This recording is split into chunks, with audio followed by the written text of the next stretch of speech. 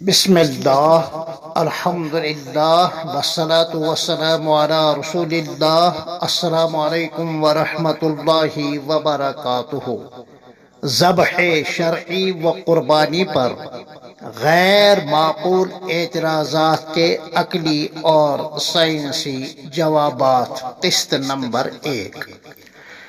انسانی جان کے بدلے میں جانور کی جان کی قربانی دینا، اس کا ایک تاریخی پس منظر ہے۔ لہذا جب حضرت اللہ جل مجدہ کی خوشنودی کے تحت ایک مسلمان کو اسی طرح اپنی جان کی قربانی دینی پڑے تو دریغ نہیں کرنا چاہیے۔ ذرا دیکھیں تو صحیح کہ کس طرح اس بے زبان حیوان اور آپ کے ہاتھوں مجبور و بے بس جانور نے اپنی گردن پیش کی ہے۔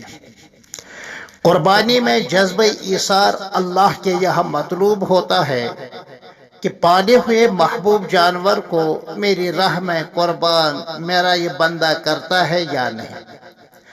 اس لیے کہ تجربہ تو یہی بتاتا ہے کہ جو حکم الہی کے آگے گردن جھکاتا ہے وہ ردائی الہی کے لیے اپنی گردن بھی کٹوا سکتا ہے، اور محاوراتی زبان میں یوں بھی کہہ سکتے ہیں جو سر کو نہ منڈوا سکے وہ سر کو کیسے کٹوا سکے۔ مال کے مقابلے میں جان یقیناً پیاری ہوتی ہے، اور دنیا کا یہی دستور رہا ہے کہ اعلیٰ مقاصد اور محبوب چیزوں کے لیے ادنا چیزیں قربان کی جاتی ہیں۔ لہذا جب جان پر آفت آئے تو مال کی قربانی دی جاتی ہے، حتیٰ کہ جان کی حفاظت کے لیے ناسور زدہ عضو کو بھی آپریشن کر کے الگ کر دیا جاتا ہے۔ اگر یہ خلاف عقل نہیں ہے تو اعلیٰ اور پاکیزہ مقصد کے لیے جانور کی قربانی خلاف عقل کیسی ٹھہری؟ کیا یہ صحیح نہیں ہے کہ محکمہ حفظان صحت عامہ کے تحفظ اور ماحولیاتی کثافت سے بچنے کے لیے مختلف قسم کے جانوروں کو قصداً مارنے کی زوردار مہم نہیں چلاتا ہے؟ اس وقت اسلامی ذبیحہ اور قربانی پر ہاہاکار مچانے والوں کی ایسے جانوروں کے تئیں ہمدردی کا جذبہ کیوں سرد پڑ جاتا ہے؟ شکار کرنے اور ذبح اور قربانی کرنے سے جانوروں کی آباد کاری میں ایک توازن اور اعتدال رہتا ہے جو بہت ضروری ہے، ورنہ فضا میں پرندوں کی، جنگلوں میں درندوں کی، دریاؤں میں رہنے والے مختلف نوع کے جانوروں کی اور بستیوں میں پالتو جانوروں کی اتنی بھرمار ہوتی کہ انسان کا جینا دو بھر ہو جاتا۔ چنانچہ اسی توازن کو برقرار رکھنے کے لیے حکمت الہی کے تحت طاقتور جانور دوسرے کمزور جانوروں کا شکار کرتا ہے۔ اس کے علاوہ ان کے چارے، پانی اور بود و باش کا انتظام کرنا بھی مشکل ہوتا۔ اقتصادی ترقی کے علمبرداروں کی تان انسان کی خاندانی منصوبہ بندی پر تو ضرور ٹوٹتی ہے، مگر ان بے زبان جانوروں کی اتنی بھیڑ کا وہ کیا علاج تجویز کریں گے؟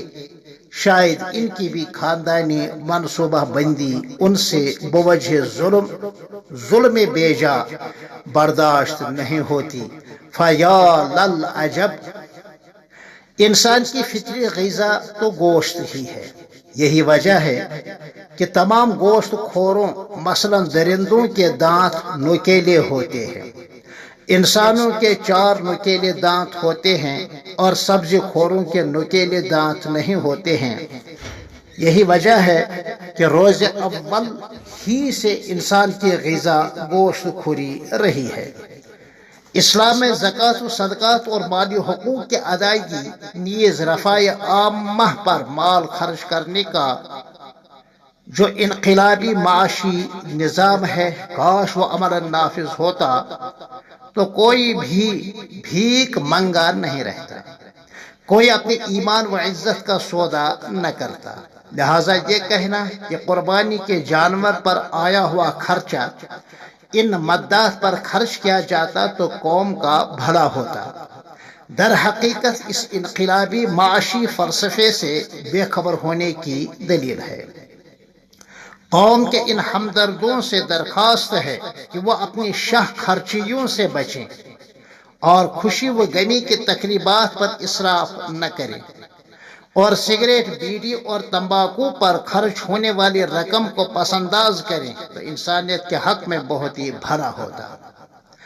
نیز شکار کھیلنے، ذبح اور قربانی کرنے کے ساتھ بے شمار لوگوں کا روزگار وابستہ ہے۔